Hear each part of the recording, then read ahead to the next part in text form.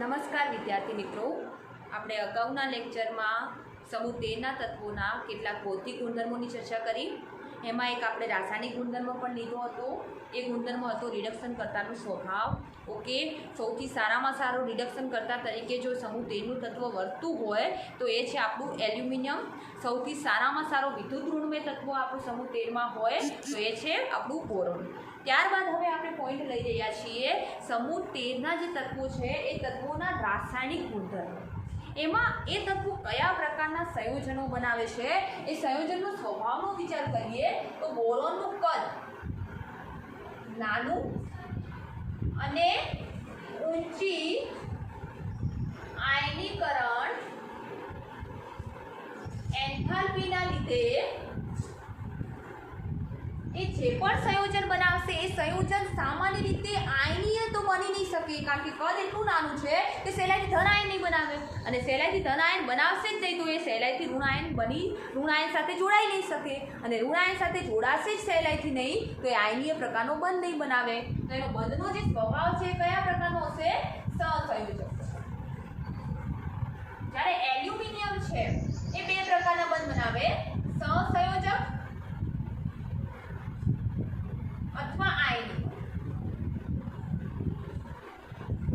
સહસંયોજક બંધ હાઇડ્રોજન સાથે બનાવી દે, અને આયનીય બંધ જે છે એ આપણું કોઈ હેલોજન તત્વ સાથે, જેમ કે AlCl3 છે, એ આયનીય સંયોજન છે. જ્યારે ગેલિયમ, ઇન્ડિયમ અને થેલિયમ એ હંમેશા કયો બંધ બનાવશે? આયનીય બંધ બનાવશે. ઓકે, તો ખાસ ધ્યાન રાખજો કે ઉપરથી નીચે તરફ જતા આયનીય બંધ બનાવવાની વૃત્તિ વધે છે, કારણ કે પરમાણુ સહેલાઈથી ઇલેક્ટ્રોન ગુમાવી શકે છે. ત્યારબાદ આપણે વાત કરીએ કે પહેલું સંયોજન લઈએ, હાઇડ્રાઇડ સંયોજન. હાઇડ્રાઇડ સંયોજન એટલે આપણને ખબર છે કે આ તત્વો જો હાઇડ્રોજન સાથે જોડાય તો હાઇડ્રાઇડ સંયોજન બનાવવાના છે, સામાન્ય વસ્તુ છે. પરંતુ બોરોનના નાના કદના લીધે બોરોન સીધી રીતે હાઇડ્રોજન સાથે જોડાઈને હાઇડ્રાઇડ સંયોજન બનાવી જ નથી શકતો. તો હવે બોરોનનો હાઇડ્રાઇડ તો આપણે બનાવવો પડે. બેરેલિયમ આવું જ કરતો હતો, સીધી રીતે હાઇડ્રોજન સાથે જોડાઈને હાઇડ્રાઇડ નહોતો બનાવતો. યાદ કરો બેટા સમૂહ 2 ને. તો બેરેલિયમનો હાઇડ્રાઇડ બનાવવા માટે આપણે શું કરતા હતા?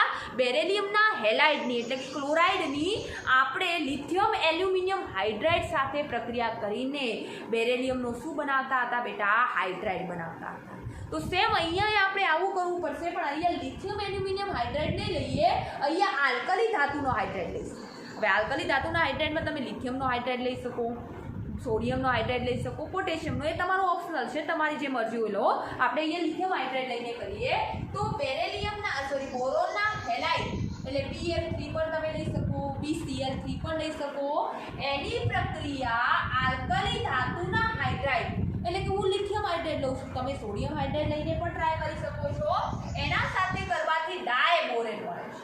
BH3 નથી મળતો પણ ડબલ B2H6 મળે. હવે 6H કરવા માટે 6 હાઇડ્રોજન હોવા જોઈએ, B2 કરવા માટે 2 બોરોન હોવા જોઈએ. તો હવે બાકી શું રહ્યું? 6Li+ અને 6F- બાકી રહ્યા, તો એ શું આપશે? 6Li. જ્યારે એલ્યુમિનિયમનો હાઇડ્રાઇડ, આ દેખો સાદું સંયોજન કહેવાય બેટા.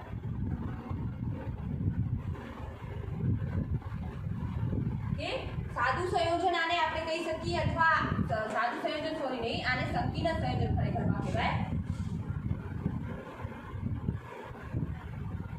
તેવી જ રીતે એલ્યુમિનિયમનો હેલાઇડ પણ, જેમ કે AlCl3 આપણે લઈએ છીએ, એની પ્રક્રિયા પણ આલ્કલી ધાતુના હાઇડ્રાઇડ સાથે કરું. ફરીથી લિથિયમ હાઇડ્રાઇડ લઉં છું, પણ ત્યાં આવી રીતે ડાયબોરેટના જેમ ડાયએલ્યુમિનેટ નથી મળતો.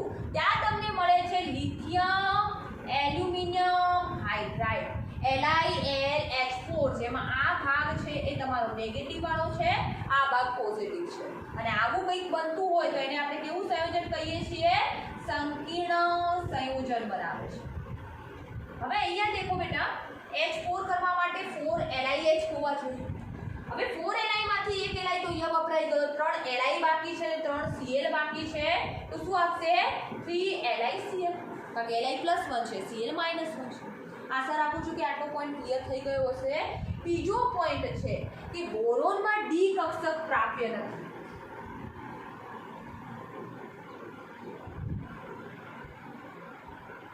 ત્યારે અન્ય તત્વોમાં ડી કક્ષક પ્રાપ્ય છે. એલ્યુમિનિયમમાં તમે કીધું ક્યાં ટીચર 3D લખો છો તમે?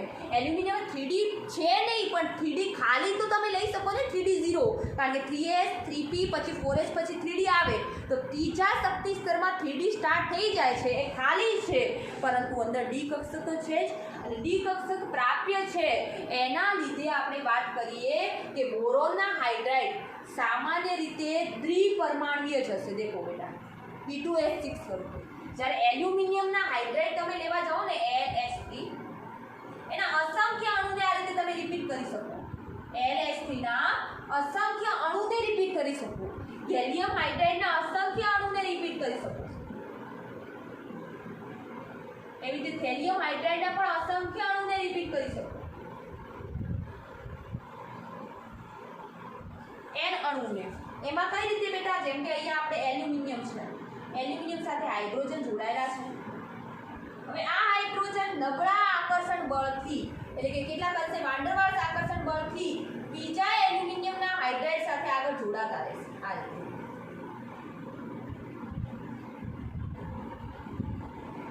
આગળ આ રીતે બંધ બનતું રહેશે અને આવા એટલા અણુઓ રિપીટ થતા જશે જે અણુની સંખ્યા આપણે n એટલે કે અસંખ્ય હશે, 50 60 70 ગમે તેટલી હોઈ શકે.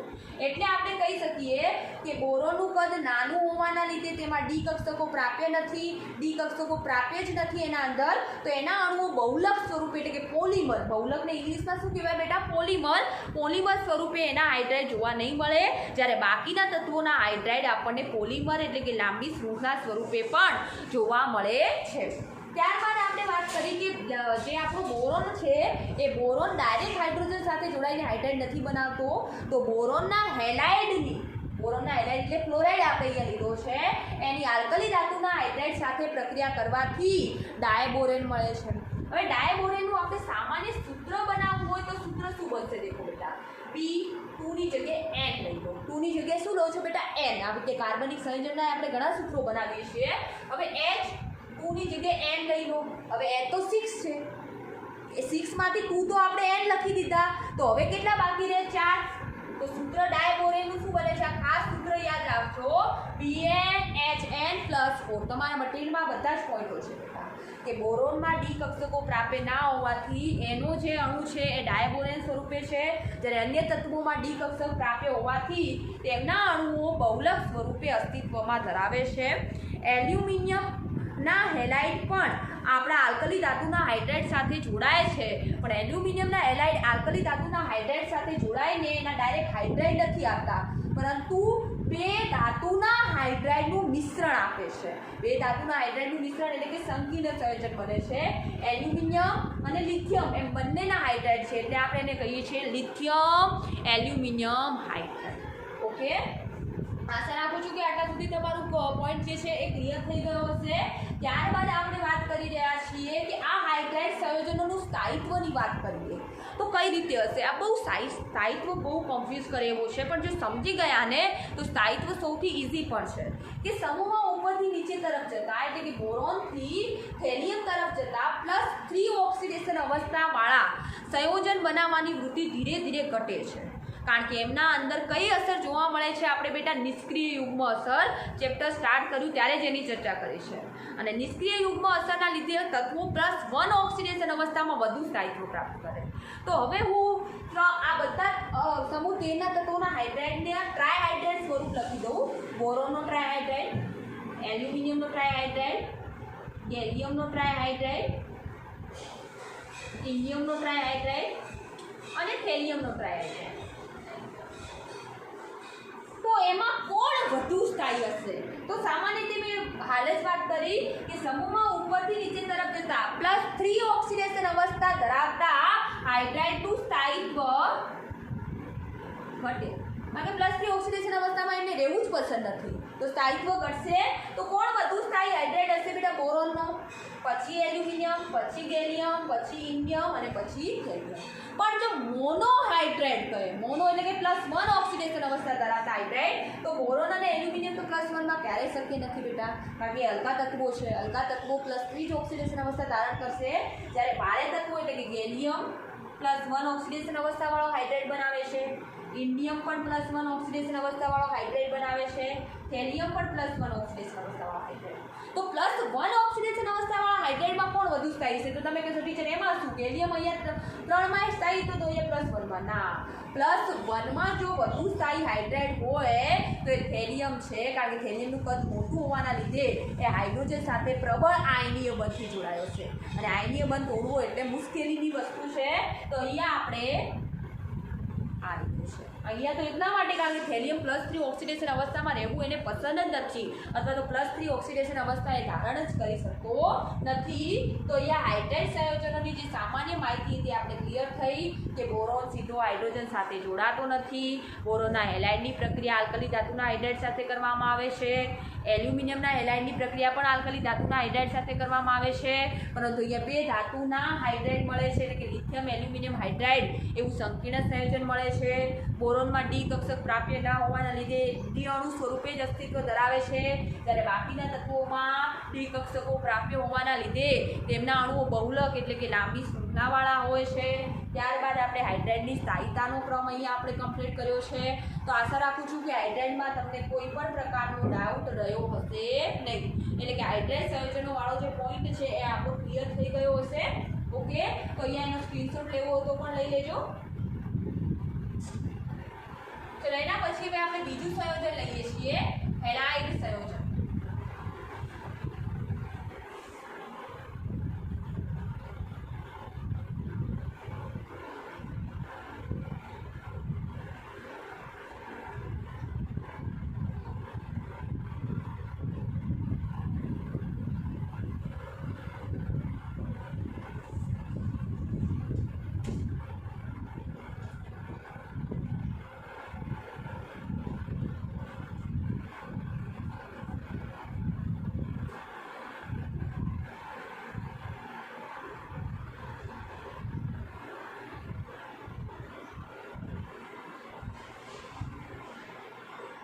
સંયોજન આપણે લઈએ છીએ હેલાઇડ સંયોજન.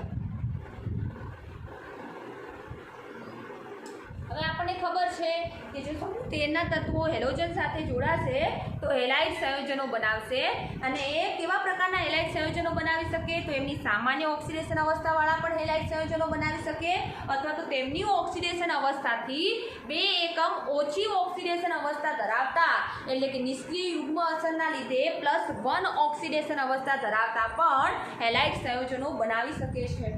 ઓકે, તો અહીંયા આપણે વાત કરીએ હેલાઇડ સંયોજનોની, તો એ કયા કયા પ્રકારના હેલાઇડ બનાવશે? એક તો MX3 પ્રકારના હેલાઇડ બનાવશે અને બીજા હેલાઇડ બનાવશે MX. હવે એમાં ઉપરથી નીચે તરફ જતા કયા હેલાઇડનું સ્થાયિત્વ વધારે હશે? આપણને ખબર છે કે નીચે તરફ જતા તત્વો પોતાની નિષ્ક્રિય યુગ્મ અસરના લીધે +1 ઓક્સિડેશન અવસ્થામાં રહેવું વધુ પસંદ કરતા હોવાથી MX પ્રકારના હેલાઇડો MX3 પ્રકારના હેલાઇડ કરતા વધુ સ્થાયી હશે બેટા. હવે સહેલાઈથી માઇનસ આયનને ઋણ આયનને સ્વીકારશે, પણ 3x માઇનસ આયનને સ્વીકારવા આના કરતાં 1x માઇનસ આયન સ્વીકારવો વધુ સરળ પડશે. કારણ શું છે? નિષ્ક્રિય યુગ્મ અસર.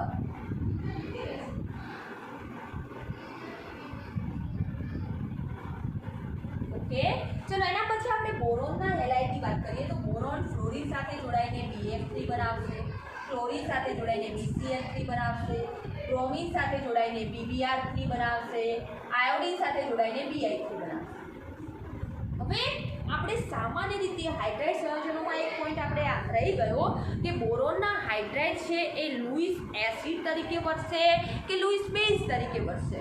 તો હવે વિચારો બેટા, બોરોનનો હાઇડ્રાઇડ હોય કે હેલાઇડ હોય, બંનેને તમે સાથે લઈ શકો કે BH3 લો કે BF3, એ શેના તરીકે વર્તશે? તો BCl3 લો, BBr3 લો, BI3 લો, એને હજુ અષ્ટક રચના પૂર્ણ કરવા માટે 2 ઇલેક્ટ્રોન એટલે કે 1 યુગ્મ સ્વીકારવાની જરૂર છે.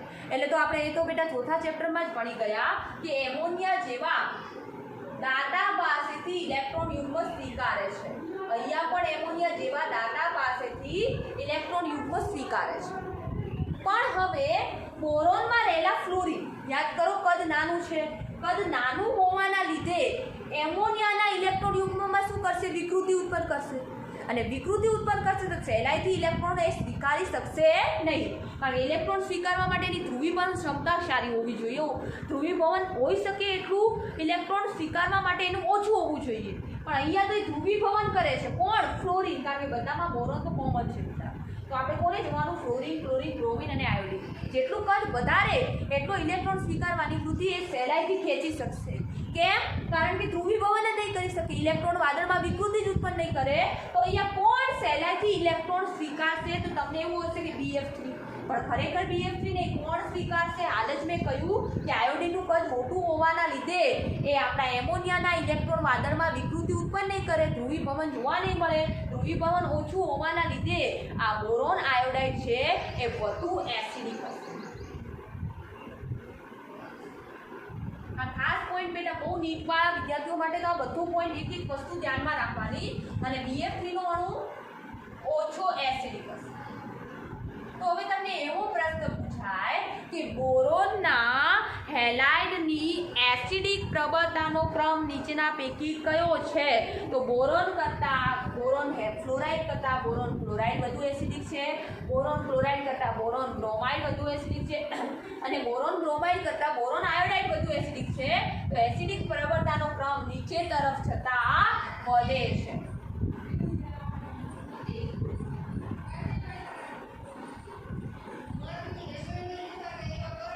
મતલબ કે આ જે બોરોન છે એ બોરોનના હાઇડ્રાઇડ બનાવો કે હેલાઇડ બનાવો બેટા?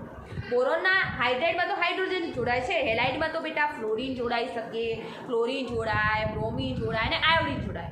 તો એમાં ફ્લોરાઇડ વધુ એસિડિક હશે કે આયોડાઇડ વધુ એસિડિક હશે? આપણે મિસ્ટેક કરતા હોઈએ. તો ફ્લોરાઇડમાં ફ્લોરિનનું કદ નાનું છે. એસ વિભાગમાં આપણે બહુ ભણ્યા કે જેટલું નાનું કદ હોય એટલું ધ્રુવીભવન કરવાની ક્ષમતા વધારે હોય. ધ્રુવીભવન એટલે કે ઇલેક્ટ્રોન વાદળમાં વિકૃતિ ઉત્પન્ન કરે, અને ઇલેક્ટ્રોન વાદળમાં વિકૃતિ ઉત્પન્ન કરે તો બંધ એટલું એનો પ્રબળ બની ના શકે, પ્રબળ સહસંયોજક બંધ બને નહીં. તો પ્રબળ સહસંયોજક બંધ કયો બનશે બેટા? આ બનશે. એટલે કે ઇલેક્ટ્રોનને પ્રબળતાથી કોણ સ્વીકારશે? પહેલા જ BI3, પછી છેલ્લે BF3 સ્વીકારશે. તો BI3 સહેલાઈથી સ્વીકારશે મોટા કદના લીધે, તે વધુ એસિડિક છે, જ્યારે BF3 કેવો છે? એની સાપેક્ષમાં ઓછું એસિડિક છે. ત્યારબાદ વાત કરી કે આ સમૂહના તત્વોમાં ભારે તત્વો એટલે કે ગેલિયમ, ઇન્ડિયમ અને થેલિયમ પોતાની +3 ઓક્સિડેશન અવસ્થા કરતાં +1 ઓક્સિડેશન અવસ્થા ધરાવતા એના હેલાઇડ જે છે એ વધુ સ્થાયી છે. જેમ કે ફોર એક્ઝામ્પલ તમને એમ પૂછે કે GaF3 અને GaF પૈકી કોણ વધુ સ્થાયી છે? તમે તરત કહેશો GaF વધુ સ્થાયી છે. પછી એમાં તમને આવો પ્રશ્ન પૂછે કે GaF, INF અને TLF આ ત્રણેય પૈકી કોણ વધુ સ્થાયી હશે?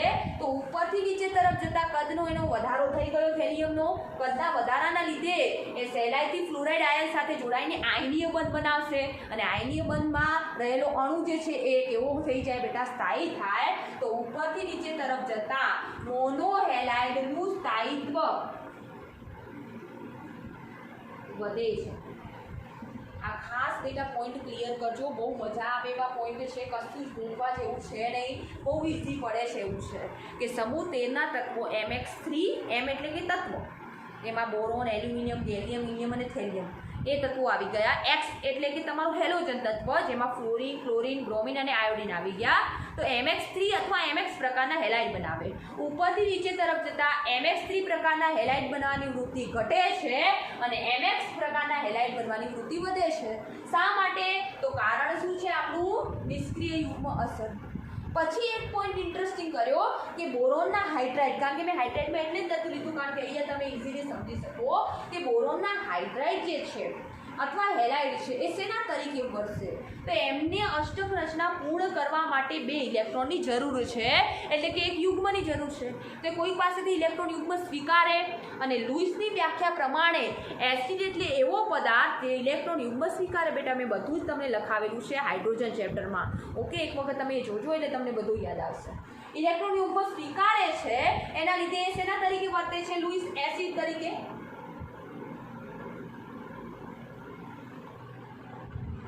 આટલું તો આપણે ક્લિયર થઈ ગયું. ત્યારબાદ આપણે કે બોરોનના તો 4 પ્રકારના હેલાઇડ આપણે બનાવીશું. બોરોન ફ્લોરાઇડ, ક્લોરાઇડ, બ્રોમાઇડ અને આયોડાઇડ. એમાં બોરોનનો કયો હેલાઇડ વધુ એસિડિક હશે? તો મોટા કદ ધરાવતો, કારણ કે મોટા કદનો હેલાઇડ તમારા NH3 ના ઇલેક્ટ્રોન વાદળમાં વિકૃતિ ઉત્પન્ન નહીં કરે, અને વિકૃતિ ઉત્પન્ન નહીં કરે એટલે પ્રબળ સહસંયોજક બંધથી જોડાશે. કારણ કે અહીંયા જે બંધ બને છે કેવા પ્રકારનો બને છે? સવર્ગ સહસંયોજક બંધ, અને એના લીધે એ એસિડિક કેવો હશે? વધુ પ્રબળ એસિડિક હશે. ક્લિયર છે બેટા આટલા સુધી? ત્યારબાદ આપણે વાત કરી કે બોરોન, ગેલિયમ, ઇન્ડિયમ અને થેલિયમ જેવા ભારે તત્વો +3 ઓક્સિડેશન અવસ્થાની જગ્યાએ +1 ઓક્સિડેશન અવસ્થામાં વધુ સ્થાયિત્વ પ્રાપ્ત કરે છે. એવું એક ઉદાહરણ લીધું કે ગેલિયમ ટ્રાયફ્લોરાઇડ કરતાં ગેલિયમ મોનોફ્લોરાઇડ વધુ સ્થાયી છે કે ઓછો? તો તમને ખબર છે કે ગેલિયમ મોનોફ્લોરાઇડ જે છે એ વધુ સ્થાયી હશે. ત્યારબાદ ગેલિયમ, ઇન્ડિયમ અને થેલિયમના મોનોફ્લોરાઇડ પૈકી કોણ વધુ સ્થાયી હશે? તો થેલિયમનું કદ વધુ હોવાથી તેનો મોનોફ્લોરાઇડ વધુ આયનીય હશે, અને વધુ આયનીય હોવાથી તે વધુ સ્થાયી હશે બેટા. તો અહીંયા હેલાઇડ સંયોજનો પણ પૂરા થઈ જાય છે. એના પછી ત્રીજા સંયોજનો છે આપણા ઓક્સાઇડ સંયોજનો.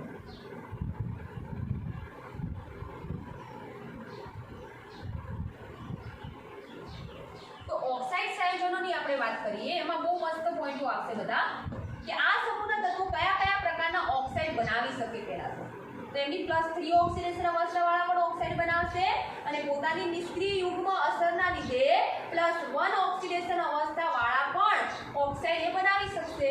+3 વાળા એટલે કે M2O3. હવે તો તમને બેટા ફાવે છે, M નો +3, ઓક્સિજનનો -2, ક્રોસ ગુણાકાર કરતા આવડે છે.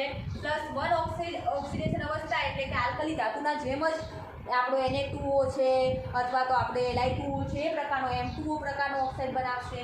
નીચે તરફ જતા કયા ઓક્સાઇડ વધુ સ્થાયી બનતા જશે? આપણને ખબર છે +1 ઓક્સિડેશન અવસ્થાવાળા ઓક્સાઇડ વધુ સ્થાયી હશે +3 કરતા.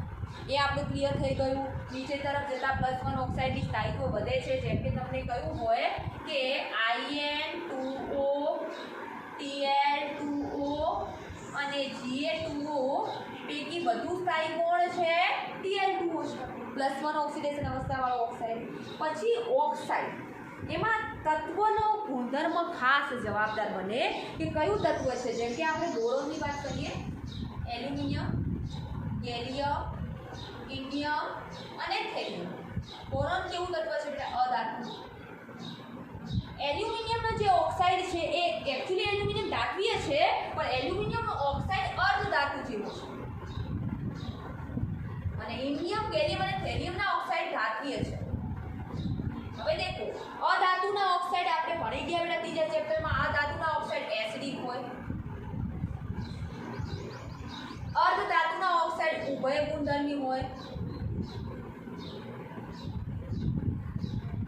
અને ધાતુના ઓક્સાઇડ આપણે સમૂહ 1 અને 2 માં ભણી ગયા. કેવા હોય છે બેટા? બેઝિક. ખાસ ધ્યાન રાખજો. અધાતુના ઓક્સાઇડ એસિડિક એટલે કે બોરોનનો ઓક્સાઇડ અહીંયા એસિડિક હશે, એલ્યુમિનિયમનો ઓક્સાઇડ ઉભય ગુણધર્મી હશે.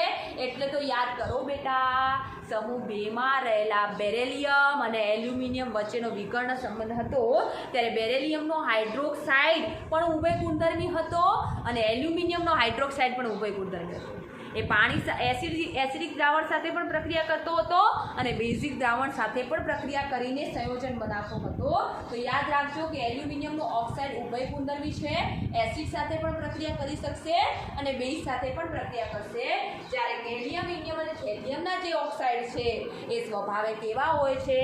તો એ ધાતુના ઓક્સાઇડ હોવાથી સ્વભાવે કેવા હોય છે? બેઝિક હોય છે. તો અહીંયા ઓક્સાઇડની પણ સામાન્ય માહિતી ક્લિયર થાય છે. ઘણું કોઈ ડીપમાં છે નહીં, એકદમ ઇઝી પોઈન્ટો આપણે અહીંયા ભણવાના હોય છે. ત્યાર પછીનો પોઈન્ટ છે ચોથા નંબરનો, એ છે આપણો સંકીર્ણ સંયોજન અથવા દ્વિક્ષાર સંયોજન. બીજા સંયોજનો સંકીર્ણ અને દ્વિક્ષાર સંયોજનો એક નથી બેટા, અલગ અલગ છે. સંકીર્ણ સંયોજન અને દ્વિક્ષાર સંયોજન.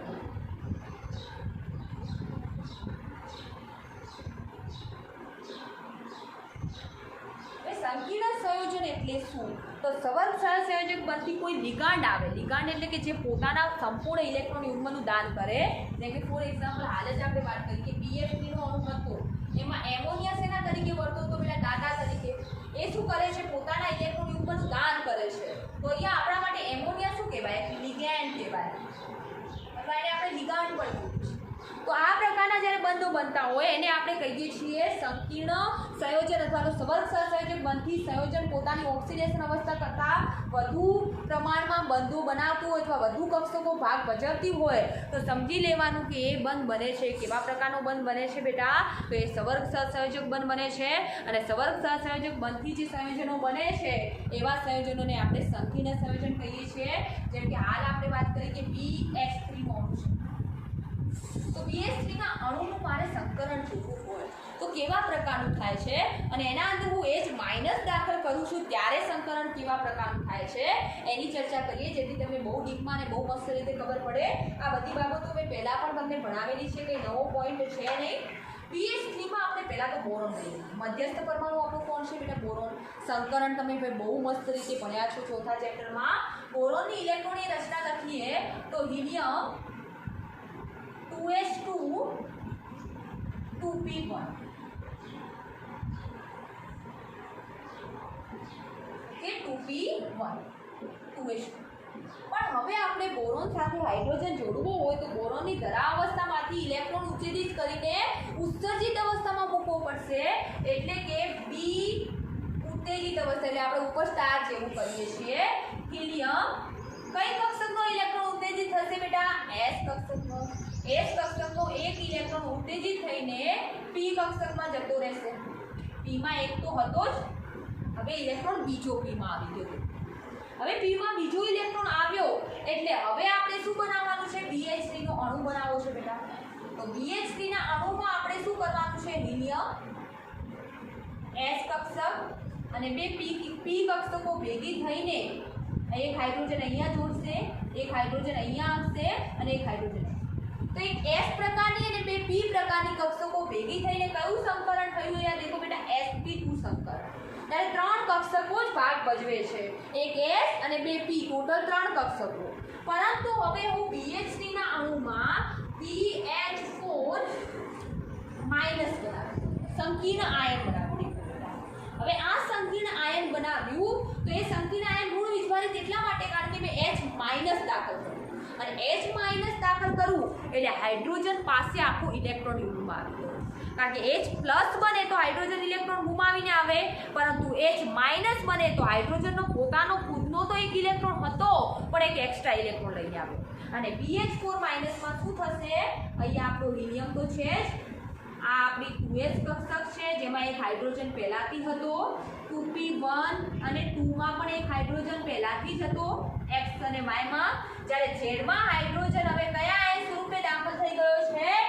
H- અને જો તમારે સંકીર્ણ આયન ના રાખવું, આયન એટલે કે ઉપર વીજભારિત ના રાખવું હોય તો સંયોજન બનાવી દો. હવે સંયોજન બનાવવા માટે આયન તમારું ઋણ વીજભારિત છે, તો કયો આયન દાખલ કરવાથી તમારું સંયોજન બનશે? ઋણ આયન દાખલ કરવાથી? બિલકુલ નહીં. કયો આયન દાખલ કરી દેશો બેટા? ધન આયન. જેમ કે ફોર એક્ઝામ્પલ તરીકે લિથિયમ.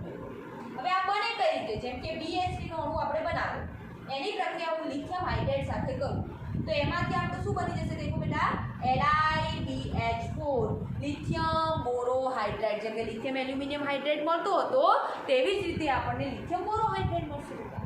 આશા રાખું છું કે આ પોઈન્ટ આપણો અહીંયા ક્લિયર થઈ ગયો હશે. લિથિયમમાં ડી કક્ષકો પ્રાપ્ય નથી બેટા, સોરી બોરોનમાં ડી કક્ષકો પ્રાપ્ય નથી. ડી કક્ષકો પ્રાપ્ય નથી, તેથી તો અહીંયા આપણે બોરોન જે છે એમાં સામાન્ય રીતે જ્યારે બોરોનનું સંયોજન સાદું સંયોજન બનાવીએ ત્યારે એમાં આપણે sp2 પ્રકારનું સંકરણ થાય છે. અહીંયા આપણે જોઈ શકીએ છીએ કે BH3 નો જ્યારે આપણે અણુ લીધો એમાં બોરોનની આપણે ધરાવસ્થા લીધી, ત્યારે ધરાવસ્થાની ઇલેક્ટ્રોનની રચના હતી હિલિયમ 2s2 2p1. એમાં આપણે ઇલેક્ટ્રોન હવે કોઈ પરમાણુ દાખલ કરવો છે તો ધરાવસ્થાનો જે ઇલેક્ટ્રોન છે, સંકરણ આપણે બહુ સારી રીતે ભણ્યા છીએ એટલે આ પોઈન્ટ તમારા માટે સમજવો હવે એકદમ ઈઝી છે કે ધરાવસ્થાનો ઇલેક્ટ્રોન ઉત્તેજિત થઈને ઉત્તેજિત અવસ્થામાં જશે. તો 2s કક્ષકનો ઇલેક્ટ્રોન ઉત્તેજિત થઈને 2p ની જે ખાલી કક્ષક છે તેમાં જશે. તો 2px માં તો અર્ધપૂર્ણ ભરાયેલી છે, 2py ખાલી છે, તો 2py માં ઇલેક્ટ્રોન દાખલ થયો. ત્યારબાદ હવે આપણે BH3 નો અણુ લીધો. BH3 ના અણુમાં એક હાઇડ્રોજન S કક્ષકમાં આવી ગયો અને બે હાઇડ્રોજન P કક્ષકમાં. આમ ટોટલ સંકરણમાં 3 કક્ષકોએ ભાગીદારી કરી, એક S પ્રકારની અને 2 P પ્રકારની, તેથી પ્રાપ્ત થતું સંકરણ છે sp2. ત્યારબાદ આપણે શું કર્યું કે BH3 નો અણુ હતો એમાં H- દાખલ કર્યો. H- એટલે કે હાઇડ્રોજન પાસે 2 ઇલેક્ટ્રોન. તો અહીંયા જે H- આવશે એ H- માં રહેલો હાઇડ્રોજન સવર્ગ સહસંયોજક બંધ બનાવશે, અને સવર્ગ સહસંયોજક બંધ બનાવે એ પરમાણુ અથવા આયનને આપણે શું બોલીએ છીએ? લિગાન્ડ બોલીએ છીએ. અને એ સવર્ગ સહસંયોજક બંધથી સંયોજન જે તમારું બનશે એ સંયોજન કેવા પ્રકારનું હશે? સંકીર્ણ સંયોજન હશે. ત્યારબાદ આપણે BH4- ના રાખવા હોય તો ઋણ વીજભારને સંતુલિત કરવા માટે આપણે અગાઉ ચર્ચા કરી કે ધન વીજભાર તરીકે Li+ છે અથવા Na+ છે કે K+ છે એને દાખલ કરી શકીએ. હવે શું તમને એમ થયું કે ટીચર ચલો અહીંયા sp3 સંકરણ થયું, શું બોરોનમાં sp3d sp3d2 પ્રકારનું સંકરણ શક્ય બનશે? તો તમે પણ સારી રીતે જાણો છો કે બોરોનમાં 1s 2s અને 2p 2p પછી 3s કક્ષક આવે, અથવા તો બીજા શક્તિ સ્તરમાં d કક્ષકોનો સમાવેશ જ નથી. ક્યારે 2d સાંભળ્યું બેટા?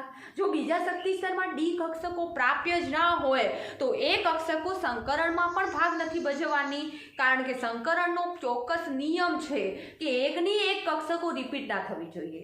એકની એક કક્ષક એટલે કે S કક્ષક એક વખત આવી ગઈ, P ની 3 પેટા કક્ષક આવી, પછી sp3s કે sp3sp એવું કોઈ સંકરણ ના થાય. યા તો sp હોય, યા sp2 હોય, યા sp3 હોય. પછી આગળ sp સંકરણ આગળ p4 p5 ના આવે, કારણ કે P ની 3 જ પેટા કક્ષકો છે. તો હવે D કક્ષક લેવી પડે. D ભરાઈ જાય તો F લઈએ, પણ D ભરાય એટલા સુધીના તો સંયોજનો પણ ના બને. મેક્સિમમ D માં D2 સુધી જ ઇલેક્ટ્રોન ભરો, કારણ કે અષ્ટફલકીય આકાર. હવે જો આકાર શબ્દ આવ્યો તો આપણે LiBH4 નો આકાર લેવો હોય તો કઈ રીતે લઈએ? તો BH4 એટલે sp3 સંકરણ. સેમ ટુ સેમ આપણું બંધારણ કોના જેવું થઈ ગયું? મિથેન. મેં તમને આ પણ મસ્ત રીતે લખાયેલું છે, અને એક આપણા મટીરિયલ બનાવ્યું છે, એમાં મેં તમને ફોટો પણ મૂકેલો છે 4થા ચેપ્ટરનો, નીટ માટે શોર્ટકટ ટ્રીક માટેનો. એમાં તમે જોયું હશે કે સંકરણ માટે આખા મસ્ત મસ્ત કોઠા બનાવીને તમને મૂક્યા છે. એ કોઠામાં તમે જોયું હશે કે જો મધ્યસ્થ પરમાણુ sp3 સંકરણ કરે અને એક પણ અબંધકારક ઇલેક્ટ્રોન યુગ્મ ના હોય તો એનો આકાર હંમેશા સમચતુષ્ફલકીય પ્રકારનો હશે, એટલે કે B H H H H. Okay, અને અહીંયા માઇનસ વાળો ભાગ છે અને આ બાજુ Li+ છે. તો એનો આકાર કેવો છે? સમચતુષ્ફલકીય આકાર છે. તો તમને એવું પૂછે કે બોરોન ટેટ્રાહાઇડ્રેટ, કારણ કે હાઇડ્રોજન છે એટલે ટેટ્રાહાઇડ્રેટ કહેવાશે, જો OH- હશે તો ટેટ્રાહાઇડ્રોક્સી કહેવાશે. તો એનો આકાર કેવા પ્રકારનો છે? સમચતુષ્ફલકીય. BH4- માં બોરોનનું કયા પ્રકારનું સંકરણ થાય છે? sp3 સંકરણ થાય છે. BH3 માં કયું પ્રકારનું સંકરણ થાય છે? sp2 સંકરણ થાય છે. એક કક્ષક ખાલી રહે છે જે લિગાન્ડમાં આવનાર ઇલેક્ટ્રોન યુગ્મને સ્વીકારે છે. આશા રાખું છું કે આ પોઈન્ટ ક્લિયર હશે. અહીંયા ડી કક્ષકોના અભાવના લીધે મેક્સિમમ સંકરણ થવાની સંભાવના કેટલા સુધીની હોય છે? sp3 સુધીની જ, એનાથી વધુ સંકરણ નથી થઈ શકતું.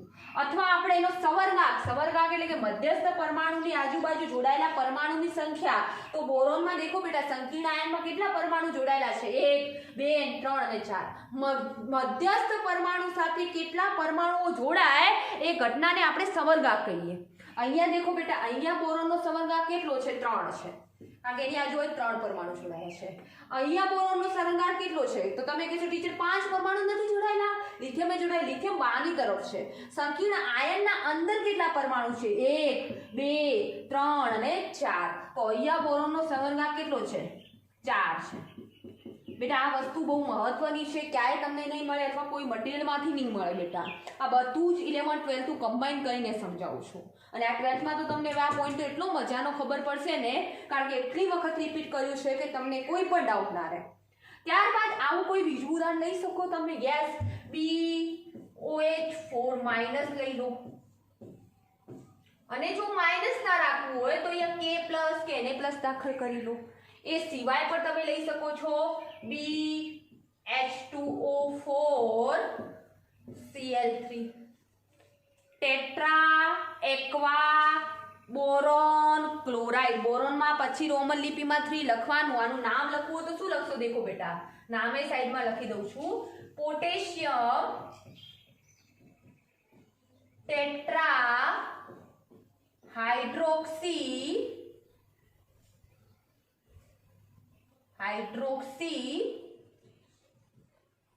બોરેટ, રોમન લિપિમાં ઓક્સિડેશન આંક તો એનો કેટલો હશે? +3. તો એ મારે તમને સમજાવવાની જરૂર ના પડે. અહીંયા નામ લખવું છે તો શું લખીશું? ટેટ્રા એક્વા બોરોન, રોમન લિપિમાં 3. આ રોમન લિપિમાં 3 શું છે? સ્ટોક નોટેશન પદ્ધતિ આપણે રેડોક્સ પ્રક્રિયામાં ભણી ગયા. એ રેડોક્સ પ્રક્રિયામાં સ્ટોક નોટેશન પદ્ધતિ પ્રમાણે કોઈ પણ મધ્યસ્થ પરમાણુ છે એના ઓક્સિડેશન આંકને રોમન લિપિમાં લખવામાં આવે છે. અને 3 ક્લોરાઇડ છે એવું ટ્રાયક્લોરાઇડ નહીં લખવાનું, ખાલી શું લખવાનું છે? ક્લોરાઇડ. આ બધા જ પોઈન્ટ મેં બેટા આપણા આઉટલાઈન લેક્ચરમાં પણ શીખવાડેલા છે. તો અહીંયા આ પોઈન્ટ આપણું ક્લિયર થઈ ગયો.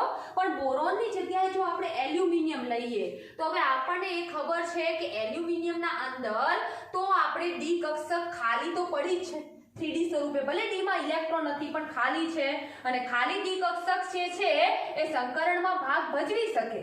તો અહીંયા એલ્યુમિનિયમમાં થતું સંકરણ sp3 પ્રકારનું પણ હોઈ શકે, sp2 પ્રકારનું પણ હોય, sp3d પ્રકારનું પણ હોઈ શકે. એની જેટલી આજુબાજુ મધ્યસ્થ પરમાણુની આજુબાજુ કેટલા પરમાણુઓ અથવા અણુઓ જોડાયેલા છે એના ઉપર આધાર રાખે છે કે મધ્યસ્થ એલ્યુમિનિયમનું સંકરણ કેવા પ્રકારનું હશે. જેમ કે ફોર એક્ઝામ્પલ તરીકે હું એક સંયોજન પહેલા લઉં છું, AlOH.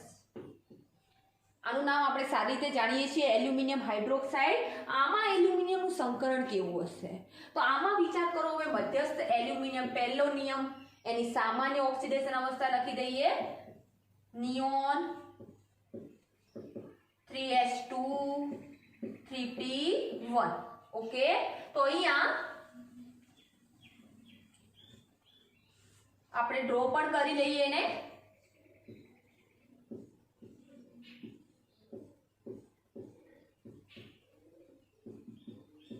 આ રીતે.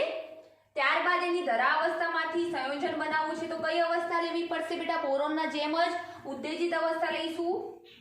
ઉત્તેજિત અવસ્થામાં 3s કક્ષકનો ઇલેક્ટ્રોન ઉત્તેજિત થઈને 3p કક્ષકમાં જશે, અને 3p કક્ષકમાં જ્યારે ઇલેક્ટ્રોન જશે ત્યારબાદ આપણે જે સંયોજન છે એ સંયોજન બનાવવાનું છે. LOH ટ્રાઇસ, એલ્યુમિનિયમનું પ્લસ ઓક્સિડેશન આંક +3 ઓક્સિડેશન આંક હોવાથી OH ના 3 આયનો જોડાશે. તો અહીંયા શું થશે?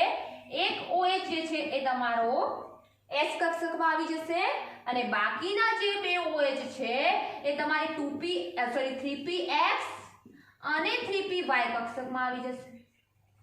જ્યારે 3pz કક્ષક હજુ પણ ખાલી છે. દેખો બેટા, તો અહીંયા આ દેખો 3s છે બેટા, આ 3px, આ 3py અને આ 3pz. હવે શું થશે? તો હવે આપણે જાણીએ છીએ કે સંકરણ કયા પ્રકારનું હશે. તો સંકરણમાં અથવા બંધમાં કેટલી કક્ષકોએ ભાગ ભજવે છે? એક S પ્રકારની અને બે P પ્રકારની. એટલે દેખો બોરોનમાં BH3 ની માફક જ sp2 સંકરણ થયું. હવે આપણે યાદ કરો, બેરિલિયમ હતો, એ બેમાં બેરિલિયમમાં આપણે BOH4 -2 બનાવતા હતા આયન. તો એલ્યુમિનિયમમાં આપણે કયો આયન બનશે બેટા?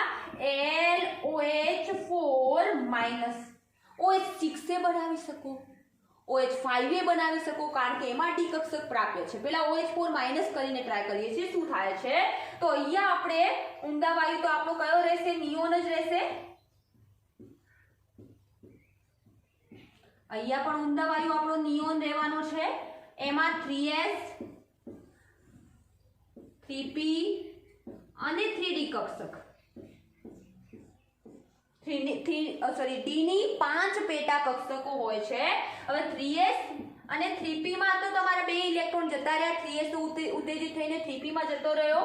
અહીંયા તો ઓલરેડી પહેલાથી તમે એક OH દાખલ કરેલો જ હતો. આ 3 OH પહેલાથી જોડાયેલા છે, એ સહસંયોજક બંધી છે, કારણ કે સાદું બંધ બનાવે છે, એલ્યુમિનિયમની સંયોજકતાને પૂર્ણ કરે છે. પણ ચોથો OH આવે છે એ સાદા બંધથી નથી આવતો, એ OH- સ્વરૂપે આવે છે. અને OH- એટલે કે ઇલેક્ટ્રોન યુગ્મ લઈને આવે છે. તો અહીંયા જે ચોથો OH- દાખલ થાય છે એ ચોથો OH- પોતાના બંને ઇલેક્ટ્રોનનું દાન કરે છે તમારી 3p z કક્ષકમાં. આ 3px, આ 3py અને આ 3pz. તો 3pz કક્ષકમાં ઇલેક્ટ્રોન યુગ્મનું દાન કરતો હોવાથી સવર્ગ સહસંયોજક બંધમાં જે પરમાણુ ઇલેક્ટ્રોન યુગ્મનું દાન કરે એને આપણે શું કહીએ છીએ? લિગેન્ડ કહીએ છીએ, અથવા લિગાન્ડ પણ આપણે લખીએ છીએ. શું કહીએ છીએ આપણે એને? લિગેન્ડ અથવા તો લિગાન્ડ પણ લખીએ છીએ. પણ OH4 ની જગ્યાએ જો હું OH6 માઇનસ કરું તો શું OH6 માઇનસ આ આપણો વિજભાર સાચો છે બેટા? ક્યારેય નહીં. થોડું સેન્સ દોડાવો. એલ્યુમિનિયમનો +3 ઓક્સિડેશન આંક હોય. હવે 6OH માઇનસ હોય તો +6 થઈ ગયો. આપણે તો +3 રાખવો છે. તો +6 માંથી કેટલા બાદ કરીએ તો +3 થાય? -3 બાદ કરીએ તો અહીંયા બસ બેટા બિંદાસથી -3 કરી લો. હવે એવા 3 OH માઇનસ મતલબ દાખલ થયા. એક OH માઇનસ તો તમે ઓલરેડી 3pz માં દાખલ કર્યો, 2 OH બચ્યા. 2 OH માઇનસ માંથી એક અહીંયા આવી ગયો અને એક અહીંયા આવી ગયો. તો કયું સંકરણ થયું બેટા? દેખો, બોરોનમાં આપણા BH4 માઇનસમાં sp3 સુધીનું સંકરણ થતું હતું. પણ અહીંયા દેખો બેટા, અહીંયા એક S પ્રકારની, 3 P પ્રકારની અને 2 D પ્રકારની, એમ ટોટલ sp3d2 સંકરણ ધરાવતી 6 સંકૃત કક્ષકોએ ભાગ ભજવ્યો. 1 2 3 4 5 અને 6. તો કયા પ્રકારનું સંકરણ થયું છે? sp3d2 પ્રકારનું. અને sp3d2 પ્રકારનું સંકરણ હોય એટલે અણુનો આકાર કેવો હોય? અષ્ટફલકીય. હવે દેખો બેટા, આ તો આયન છે, -3 વીજભાર ધરાવતો આયન છે ને બેટા. એને સંતુલિત કરવો હોય તો કયો આયન દાખલ કરવો પડે? ઋણ કે ધન? ધન આયન દાખલ કરવું પડે, કારણ કે ઋણ આયન વાળો તો ભાગ છે. ધન આયન તમારા કઈ બાજુ દાખલ થશે? સંકીર્ણ આયનની ડાબી બાજુએ દાખલ થશે. તો આપણે k લઈએ તો k+ ના કેટલા આયનો દાખલ કરવા પડશે? 3. તો અહીંયા આપણે લખી શકીએ k3. k3 કરો તો આ ઉપર વીજભાર રહેશે નહીં, કારણ કે 3k+ અને તમારા -3 બેલેન્સ થઈ જશે, કારણ કે 3+ અને 3 - ઓકે. ત્યારબાદ આપણે એના પછી આપણે સંકરણ પછી મેં વાત કરી આકાર અષ્ટફલકીય છે. તો અષ્ટફલકીય આકાર કયા પ્રકારે છે? દેખો, બહારની તરફ k3 છે તમારું, અહીંયા આપણા પાસે એલ્યુમિનિયમ છે. એલ્યુમિનિયમમાં ખાસ ધ્યાન રાખજો કે મેં અહીંયા હાઇડ્રોક્સો આયન લીધો છે. તમારા મટીરિયલમાં પાણીનો અણુ છે એટલે એકવા આયન હશે. ફરક એટલો છે, ત્યાં એકવા છે અણુ અને અહીંયા હાઇડ્રોક્સો છે, બસ ફરક એટલો છે. બાકી હતું એવું ને એવું છે, નવું કંઈ નથી. એ પણ એનો આકાર પણ અષ્ટફલકીય હશે, આનો આકાર પણ અષ્ટફલકીય છે. હવે અષ્ટફલકીય આકારમાં 3 હોય તો પેલા સાદા સહસંયોજક બંધથી જોડાયેલા છે અને બાકીના 3 OH છે એ સવર્ગ સહસંયોજક બંધથી જોડાયેલા છે. અને OH માં પણ કોણ સવર્ગ સહસંયોજક બંધ રચશે? ઓક્સિજન, કારણ કે ઓક્સિજન વધુ વિદ્યુત ઋણમય છે, એની પાસે હજુ પણ અબંધકારક ઇલેક્ટ્રોન યુગ્મ છે. આ રીતે છે. આનું નામ પણ બેટા એકદમ ઈઝી છે. આગળ પોટેશિયમ છે તો પેલા ધાતુ આયનનું જ નામ લખાય પોટેશિયમ. પછી કેટલા હાઇડ્રોક્સી સંકીર્ણ આયનોમાં લિગાન્ડ કેટલા છે? 1 2 3 લિગાન્ડ છે, બાકીના 3 OH તો સાદા બંધી છે પણ છતાંય બધા જ ગણાશે. તો 6 OH તો આપણે હેક્ઝા હાઇડ્રોક્સી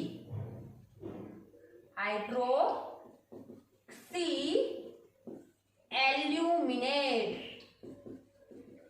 અને રોમન લિપિમાં એનો ઓક્સિડેશન આંક તો ભૂલવાનો જ નહીં, 3. જો અહીંયા k3 ના હોત અને -3 વીજભાર હોત ને બેટા તો ખાલી ત્યાં પોટેશિયમ ના લખો, હેક્ઝા હાઇડ્રોક્સી એલ્યુમિનેટ આયન લખો, કારણ કે ઉપર વીજભાર છે. જો વીજભાર ના હોય તો સંયોજન છે, તો પાછળ આયન લખવાની જરૂર છે નહીં. આવું બીજું ઉદાહરણ મેં હાલ જ કહ્યું કે તમે લઈ શકો છો Na3H2O6. આનું નામ શું થશે બેટા? સોડિયમ હેક્ઝા એકવા એલ્યુમિનેટ અને રોમન લિપિમાં 3. એવા તો ઘણા બધા સંયોજનો આપણે સંકીર્ણ સંયોજન આખું ચેપ્ટર છે 12મા ધોરણમાં આવશે, પણ આ કેટલાક સાદી ઇન્ફોર્મેશન છે. તો તમને એમ જ થશે કે એલ્યુમિનિયમ તો sp3d2 સંકરણ કરે, એવું જરૂર નથી બેટા. એલ્યુમિનિયમ sp2 સંકરણ કરતો તો આગળ જુઓ બેટા, અહીંયા જ કર્યું હતું. sp3 એ કરે જો સાદું AlOH4- વાળું સંયોજન બનાવો તો બેટા, પણ sp3da કરી શકે, sp3d2 પ્રકારનું પણ સંકરણ કરે, કારણ કે એમાં ડી કક્ષક પ્રાપ્ય છે. ચલો અહીંયા આપણે જોઈએ તો એલ્યુમિનિયમનો સંબંધાંક અહીંયા કેટલો છે? તો એલ્યુમિનિયમની આજુબાજુ 3 OH અણુ જોડાયેલા છે, તો એના માટે 3 હશે. જ્યારે અહીંયા એલ્યુમિનિયમનો સંબંધાંક કેટલો છે? એની આજુબાજુ 6 OH જોડાયેલા છે, 6 હાઇડ્રોક્સી સમૂહ જોડાયેલા છે, એના લીધે એનો સંબંધાંક 6 થશે. હેક્ઝાએક્વામાં પણ એનો સંબંધાંક કેટલો હશે? 6 હશે.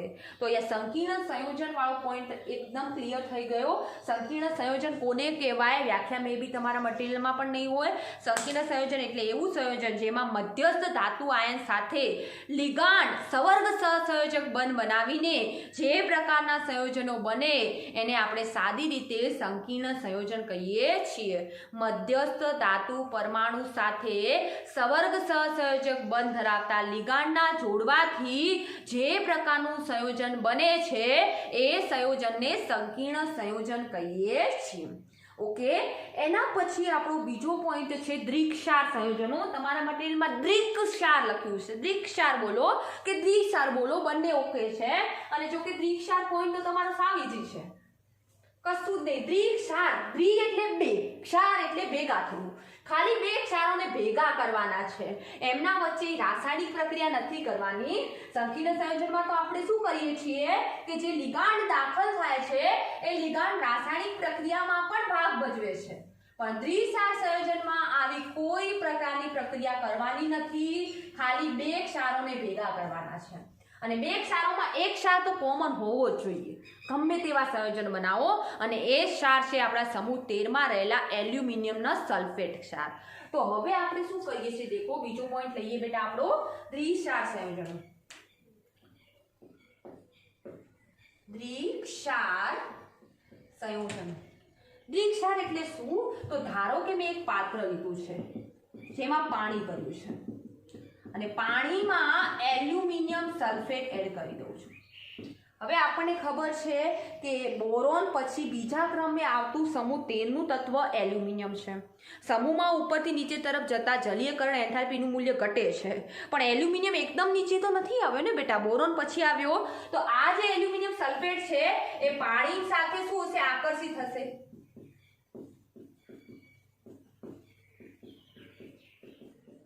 એટલે કે આનું જે સંયોજન હશે કેવું હશે બેટા? જલયુક્ત હશે. હવે એલ્યુમિનિયમ જે છે સલ્ફેટ, એના જલયુક્ત સંયોજનમાં હું આલ્કલી ધાતુ,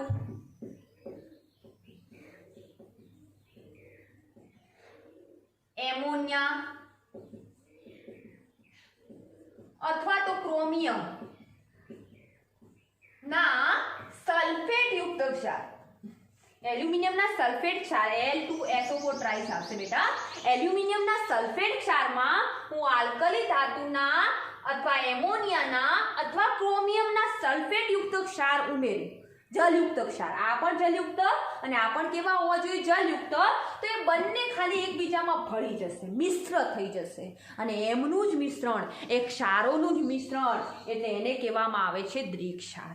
જેમ કે ફોર એક્ઝામ્પલ તરીકે આલ્કલી ધાતુ તરીકે હું પોટેશિયમ લઉં, તો પોટેશિયમનું સલ્ફેટ ક્ષાર બનાવવો છે બેટા, તો તમે જાણો છો કે પોટેશિયમના સલ્ફેટ ક્ષારનું સૂત્ર શું હશે? K2SO4, કારણ કે K નો +1 SO4 નો -2 સંયોજન બનાવતા આવડે છે. એને આપણે એલ્યુમિનિયમના સલ્ફેટ ક્ષારમાં એડ કરીએ છીએ. એલ્યુમિનિયમના સલ્ફેટનું સૂત્ર શું થશે? Al2SO4 ટ્રાઇસ થશે. અને જલયુક્ત છે એટલે પાણીના અણુ આપણે અહીંયા યાદ રાખવાના છે, 24H2 હશે. ઓકે, કારણ કે પાણીના તો ગમે તેટલા અણુ શોષશે, અહીંયા આપણે યાદ રાખવું પડશે 24H2O. આનું નામ શું થાય? કોઈ સંયોજન તો ભેગું થયું છે, ખાલી એમની કોઈ રાસાયણિક પ્રક્રિયા તો બદલાઈ નથી. તમે આને K2SO4, હવે દ્રાવણ K2SO4 ની જ્યાં પણ પ્રક્રિયા કરવી હોય તો તમે K2SO4 × L2SO4 નાખવાથી કોઈ K2SO4 પોતાના ગુણધર્મો નથી ગુમાવતું. અહીંયા ખાલી અણુઓ ઝઘડાય છે, પોતાના ગુણધર્મો ગુમાવતા નથી. અહીંયા ખાલી ભૌતિક ફેરફાર થાય છે, કોઈ રાસાયણિક ફેરફાર નથી થતો. ખાસ ધ્યાન રાખજો કે K2SO4 નો જે ગુણધર્મ હશે એ જળવાઈ રહેશે, Al2SO4 ટ્રાઇસ નો જે ગુણધર્મ હશે એ જળવાઈ રહેશે, એ પોતાનો ગુણધર્મ નહીં ગુમાવે. ખાલી બે ક્ષારોને ભેગા કર્યા છે, એ ઘટનાને કહેવામાં આવે છે દ્વિક્ષાર સંયોજનો. તો દ્વિક્ષાર સંયોજનો એટલે શું? તો દ્વિક્ષાર સંયોજનો એટલે કે કોઈ પણ ધાતુના બે ક્ષારોને ભેગા કરવા અથવા મિશ્ર કરવા એને દ્વિક્ષાર સંયોજનો કહે છે. પછી દ્વિક્ષાર સંયોજનો કઈ રીતે બનાવવામાં આવે છે? તો એલ્યુમિનિયમ સલ્ફેટના જલયુક્ત દ્રાવણમાં આલ્કલી ધાતુ અથવા એમોનિયમ અથવા તો ક્રોમિયમના સલ્ફેટ ઉમેરવાથી દ્વિક્ષાર સંયોજનનું મિશ્રણ થાય છે. ઓકે, એવું જરૂરી નથી કે એલ્યુમિનિયમ સલ્ફેટ, આ તો સમૂહ 13 ની વાત છે એટલે આપણે સમૂહ 13 માં કહીએ છીએ. આપણા બી વિભાગ તત્વોમાં પણ દ્વિક્ષાર આવશે અને એક દ્વિક્ષારનું આપણો 12મા માં પ્રેક્ટિકલ આવશે એટલે ત્યારે તમને બહુ ડીપમાં મજા આવશે અને ખબર પડશે કે યસ આને દ્વિક્ષાર કહેવામાં આવે છે. ઓકે, હાલ આપણે તો આપણા જેટલો પોઈન્ટ છે એમાં લઈએ તો K2SO4 * L2SO4 ટ્રાઇસ બનશે. દેખો એમોનિયમ સલ્ફેટ લો બેટા, તો એમોનિયમ સલ્ફેટનું અણુસૂત્ર એમોનિયમ એટલે NH4+ તો NH4 twice SO4 * L2 SO4 ટ્રાઇસ * 24H2. H2 નું પ્રમાણ વધારે ઘટાડે હોઈ શકે. ત્યારબાદ આપણે ક્રોમિયમ, તો ક્રોમિયમનો તો +2 વીજભાર છે તો CrSO4 * L2SO4 ટ્રાઇસ * 24H2. તો હવે પોટેશિયમ અને એલ્યુમિનિયમના સલ્ફેટ ક્ષારો ભેગા થવાથી જે મિશ્રણ બને છે મિશ્રણને શું બોલાવવામાં આવે છે? પોટેશ એલમ અથવા આપણી ભાષામાં ફટકડી પણ કહીએ છીએ. ઓકે, ફટકડી એટલે કોઈ છોકરીને આવું ના કહેતા, નહીં તો થપ્પડ ખાઈને ઘરે આવશો. ફટકડીનો અર્થ થાય છે, આપણે વ્હાઈટ કલરની દેખી હશે, એકદમ મીઠા જેવું પદાર્થ આવે છે અને નાના બાળકોને જ્યારે નજર લાગે ને એટલે ફટકડીને કપડા ઉપર ઢાંકી બાળક ઉપર ફેરવે અને પછી એને ચૂલામાં નાખે ને જો ફટકડી ફૂટે તો બાળકને નજર લાગી છે, એવી આપણી ગામડાના માણસોની માન્યતાઓ છે. સાચી હોય છે કે ખોટી હોય છે હું એ બાબતમાં આપણે પડવાનું નથી, પણ ફટકડી એ જ આપણું પોટેશિયમ. પછી આનું આપણે શું નામ બોલીશું? એમાઇનો અથવા એમિનો એલમ. આનું નામ ક્રોમિયમ છે તો ક્રોમિયમ ઉપરથી ક્રોમ એલમ. ઓકે, તો બે ક્ષારોનું મિશ્રણ એટલે જ તમારો દ્વિક્ષાર. એ પોઈન્ટ કઈ વધારે ડીપમાં સમજવાની અથવા તો વધારે ડીપમાં એને ગોખવા જેવું કઈ છે ને, એકદમ ઈઝી પોઈન્ટ છે. હવે આ સામાન્ય રીતે આપણે આને શું કહીએ બેટા? અણુસૂત્ર. પ્રમાણસૂચક સૂત્ર તમારે પહેલા ચેપ્ટરમાં આવી ગયું કે પ્રમાણસૂચક સૂત્રમાંથી અણુસૂત્ર શોધવું હોય તો તમે જેટલા અણુઓની સંખ્યા મળી છે એ અણુઓની સંખ્યાને પ્રમાણસૂચક સૂત્ર વડે ગુણી લેતા હતા, એના ઉપરથી તમને અણુસૂત્ર મળતું હતું. તો અહીંયા આપણે હવે પ્રમાણસૂચક સૂત્ર શોધવું હોય તો અણુને સાદી સંખ્યા વડે હોઈ શકે એટલું ભાગી શકીએ તો એના ઉપરથી આપણને શું મળી શકે છે? પ્રમાણસૂચક સૂત્ર.